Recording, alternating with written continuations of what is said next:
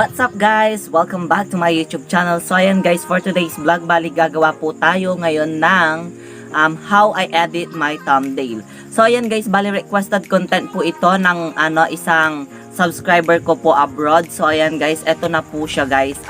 Ituturo ko po sa inyo how I edit my YouTube thumbnail. So ayan guys, bakit nga ba kailangan natin ng YouTube thumbnail? So ayan guys, trivia lang po. Ang YouTube thumbnail guys, it's napaka-importante po para po sa mga YouTuber. Why? Kasi dito po nila maka-catch up, or parang dito mo maka-catch up yung mga viewers po natin kung paano nila gugustuhin manood sa iyong video. Ngayon guys, kung wala ka kasing thumbnail, parang napaka-boring. Boring mismo ng video na in-upload mo. So ngayon guys, paano mo siya pagagandahin? Ayan guys, ituturo ko po ang napaka-simple paggawa ng isang YouTube thumbnail na kung saan pwede pong gawin ito through your phone, with your Android phones. So ayan guys, in this video guys, gagamit po tayo ng mga application. So ayan guys, bali ipapakita ko din po sa inyo kung saan ko po kinuha yung application na yon. Ayan guys, please watch this video, and kung bago ka lang po sa YouTube channel na ito, don't forget to like, share, and subscribe to my YouTube channel. Ayan guys, happy 1,000 subscriber po tayo. Maraming salamat sa lahat ng patuloy na sumusuporta. Ayan guys, thank you so much, and happy. So ayan guys, what's up? Ayan po, bali ituturo ko ngayon sa inyo kung paano yung gumagawa ko ng thumbnail. So ayan guys, bali na ayan na screen recording na po natin. Ngayon, kung wala pa po kayong application para po sa inyong paggagawa ng thumbnail, is punta po kayo sa inyong Play Store. So pag napindot nyo na po si Play Store, i-click nyo lang po at ilagay nyo po ang PixArt. Ayan. So si PixArt guys, bali na-download ko na po siya, kaya pwede na po siyang i-open. Ayan, hantayin po natin siyang mag-open. And then ayan guys, X lang po natin yung mga advertisement guys. Ayan. So makikita nyo po dyan yung plus sign. Pag nakita nyo po yung plus sign guys, i-click nyo lang po yung plus sign. Bali marami po kayo dyan makikita mga image or pictures or videos. Bali thumbnail po yung gagawin natin, kaya pupunta po tayo sa background. Ayan. So ayan guys, bali dito sa free photos guys, marami po tayong makikita, and so on and so forth. So ayan guys, bali ito po yung pipiliin natin. So as you can see guys, maganda po yung napili natin siyang background. Ayan. Ayan, may advertisement na naman. Ayan.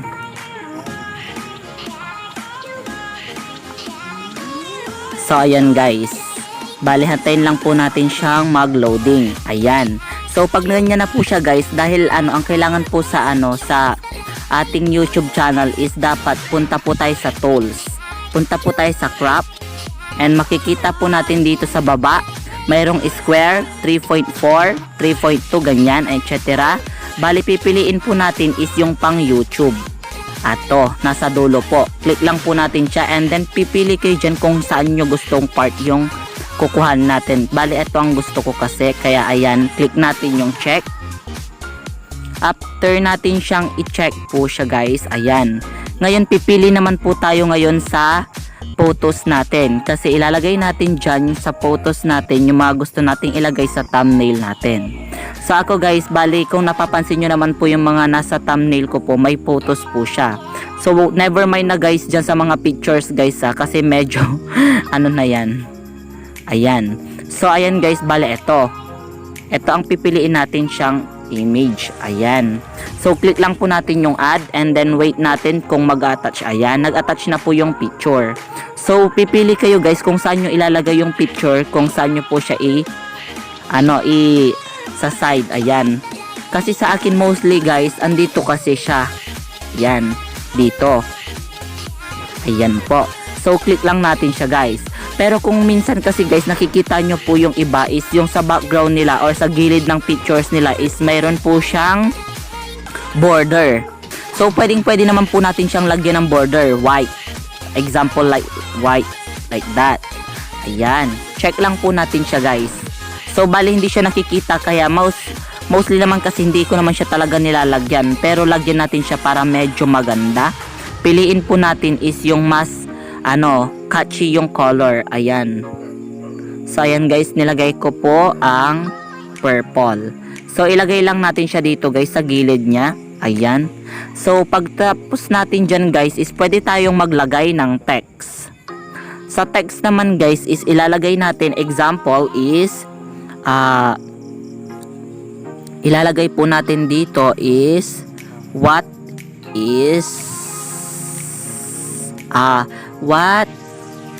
inside my mouth challenge. So ayan guys.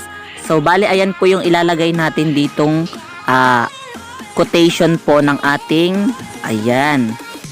So dahil nga oh my god, yan. Ayan guys, medyo nagko-conflict kasi yung natin. Ayan po. So pwede naman siya kasi guys. Ayan. Pwede naman po natin siyang paliitan. So ayan guys.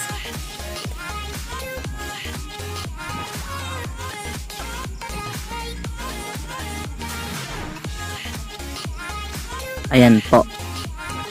So kung napapansin nyo guys, ayan, pwede naman po siyang pwede naman po natin siyang paliitin. Ayan.